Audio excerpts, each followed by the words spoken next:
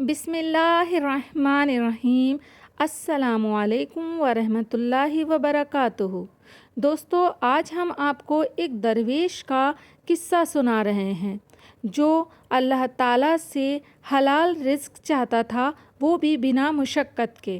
لیکن جو لوگ فرسٹ ٹائم میرا چینل دیکھ رہے ہیں ان سے میری گزارش ہے کہ وہ میرے چینل کو سبسکرائب کر دیں اور بیل نوٹیفیکیشن کو بھی آن کر دیں۔ تو آئیے چلتے ہیں، آگے بڑھتے ہیں۔ یہ ایک درویش کا قصہ ہے، ایک بہت پرہیزگار اور نیک انسان کا، جنہوں نے خود کو ایک آزمائش میں ڈال لیا تھا، مگر جلد ہی ان پر اپنے کیے کی حقیقت کھل گئی اور انہوں نے خدا کے کاموں میں مصلحت کو سمجھا اور اپنے دنیا میں آنے کا مقصد جان لیا۔ کہتے ہیں اس بزرگ کے دل میں خیال آیا کہ کیا ہی اچھا ہو کہ محنت کیے بغیر حلال رزق عطا ہو اور ان کا زیادہ وقت عبادت میں گزرے۔ بزرگ نے اللہ سے دعا کی کہ مجھے روز کی مشقت سے بچا اور حلال رزق عطا فرما۔ میں زیادہ عبادت نہیں کر پاتا کیونکہ دن کا خاصا وقت معاش کی بھاگ دوڑ میں گزر جاتا ہے۔ اس رات جب بزرگ سوئے تو خواب میں کسی پہاڑ کے نزدیک جنگل دیکھا جس میں ایک جگہ بہت سے پھلدار درخت تھے۔ ان کی دعا قبول ہو گئی تھی اور یہ خواب ایک اشارہ تھا۔ بزرگ نے جنگل جا کر بہت سے پھل توڑ لیے اور گھر لے آئے۔ وہ نہایت ہی میٹھے اور فرحت بخش تھے اور ان کا شکم بھرنے کو کافی تھے۔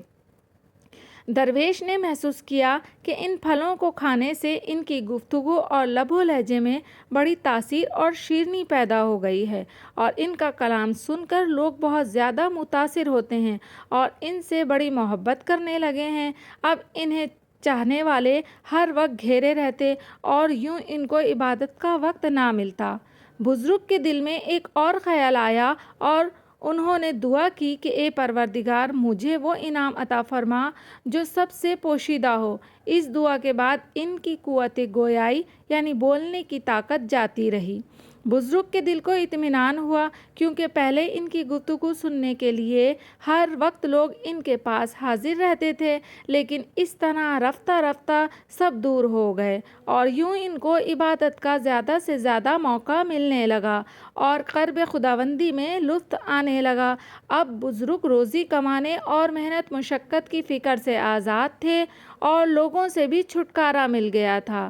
بزرگ کے پاس کمائی کے دنوں کا ایک درہم بچا ہوا تھا جسے انہوں نے اپنی آستین میں سی رکھا تھا۔ ایک مرتبہ ان کا گزر جنگل کے قریب سے ہوا جہاں ایک لکڑہارے کو دیکھا جو بہت تھکا ہوا اور پسینے میں شرابور تھا۔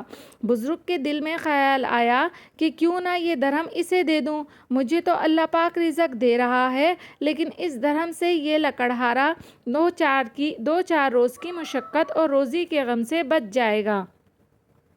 جنگل میں ملنے والا وہ لکڑہارا دراصل ایک روشن ضمیر اور متقی شخص تھا۔ اللہ تعالیٰ کا اس پر خاص کرم تھا۔ بزرگ نے خود یہ واقعہ بتایا کہ اس شخص نے کشف سے میرے دل کی ہر حالت، ہر بات جان لی اور غصے سے بھر گیا۔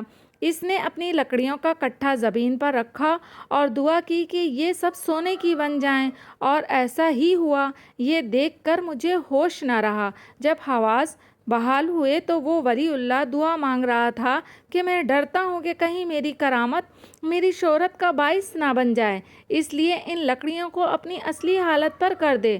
اور اس بار بھی اس کی دعا قبول ہوئی۔ اس مرد مومن نے مجھے دیکھا اور لکڑیاں لاد کر اپنی راہ چل دیا۔ بزرگ نے کہا کہ میں نے اسے واقعے کا بھید پا لیا۔